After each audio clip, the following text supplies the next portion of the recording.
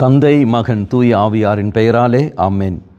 இயேசு கிறிஸ்துவின் அன்புமிக்க சகோதர சகோதரிகளே, உங்கள் அனைவருக்கும் கிறிஸ்து இயேசுவின் அன்பு கடந்த வணக்கத்தை தெரிவித்துக் கொள்கின்றேன்.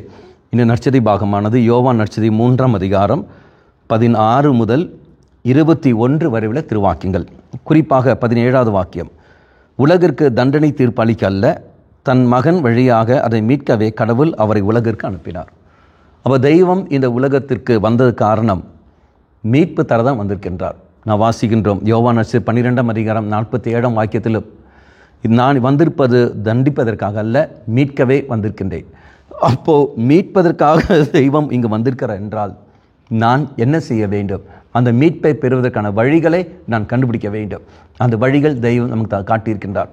ஒன்று, இறை வார்த்தை படிப்பதன் வழியாக; 2வது, அருட்சாதனத்தின் வழியாக; 3வது, பிறர் அன்பு செயலில் ஈடுபடுவதன் வழியாக.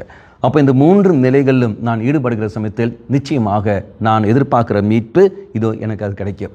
அப்போது நான் இறைவார்த்தை படிப்பதற்கான கிருபையை தெய்வம் இங்கே தந்திருக்கின்றார். இந்த திருச்சபை வழியாக, அருட்சாதனம் வழியாக நான் மீட்பெறுவதற்கு தெய்வம் எனக்கு துணை நிற்கின்றார். பிறர் அன்பில் நான் ஈடுபடுவதற்கான சக்தியும் தெய்வம் எனக்கு தருகின்றார். அப்போ இந்த 3 நிலைகளிலும் நான் ஈடுபடுகிற சமயத்தில் மட்டுமே தான் எனக்கு அந்த மீட்பின் அனுபவத்துக்கு என்னால் வர முடியும். இல்லை என்றால் அறிவுத்தளத்தில் தான் இருப்பேனே ஒழிய செயல்பாட்டில் கடந்து வராது.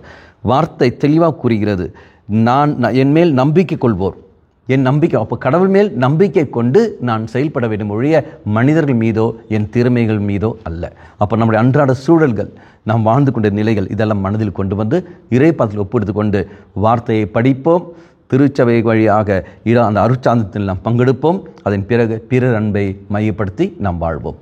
கண்களை மூடிக்கொள்ளுங்கள். நல்லவனாய தெய்வமே, இவோ நாங்கள் மீட்பு பெற வேண்டும் என்று தான் நீ விரும்புகின்றீர். அந்த மீட்பை பெறுவதற்காகவே நீ தாமே இறங்கி வருகின்றீர். அதை நாங்கள் அனுபவிக்க வேண்டும் என்பதற்காகவே நீ தாமே இரக்கம் கொள்கின்றீரே. நன்றி செலுத்துகின்றோம். உம்முடைய இரக்கத்தை எங்கள் மேல் பொழிந்தருளும். அந்த மீட்பை நாங்கள் சொந்தமாக்க கிருபையை தந்துள்ளும். அம்மா மாதாவே, தெய்வ மாதாவே, எங்கள் மாதாவே, என் அன்னையே, விசேஷமாக எங்களுக்காக பரிந்து பேசும். ஆமேன். தந்தை, மகன், தூய ஆவியாரின் பெயராலே ஆமேன்.